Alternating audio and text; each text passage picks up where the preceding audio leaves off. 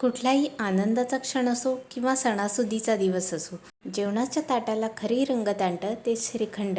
गुढीपाडव्यानिमित्त आज आपण बनवणार आहोत बदाम पिस्ता श्रीखंड. तर लगेचच बनवूया. श्रीखंड बनवण्यासाठी इथे मी 1 किलो दह्याचा चक्का घेतला आहे. 1 किलो दही रात्रभर मलमलच्या फडक्यामध्ये घट्ट बांधून ठेवलं होतं. ह्या दह्यामधलं पाणी आता पूर्णपणे निथळून गेलं आहे. आता यात जेवढा चक्का आहे तेवढीच आपण पिठी साखर घालणार आहोत. साधारण 1.5 वाटी चक्का निघाला आहे.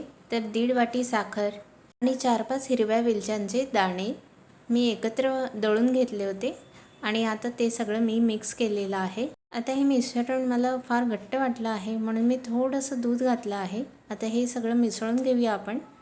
गरजेप्रमाणे कमी जास्त दूध घालून तुम्ही याची कन्सिस्टन्सी ॲडजस्ट करू शकता. मी इथे थोडंसं घट्टसरच श्रीखंड ठेवलेलं आहे. बदाम पिस्ता श्रीखंड बनवतो आहे तर चिरलेल्या बदामाचे काप घालूया. पिस्त्याचे काप घालण्या अगोदर मात्र एक सांगावंसं वाटतं की बरेचदा आपण पिस्त्याचे काप घालतो आणि पिस्त्याचा जो आकर्षक असा हिरवा रंग आहे तो झाकला जातो.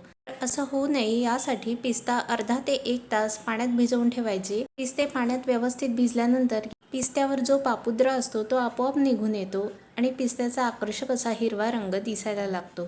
तर आपण अशा प्रकारे पिस्ते भिजवून घेतले आणि त्याचे काप करून घेतले. तर हे बदाम आणि पिस्त्याचे काप आपण व्यवस्थित मिसळून घेऊ आणि अशा प्रकारे आपलं बदाम पिस्ता श्रीखंड तयार आहे.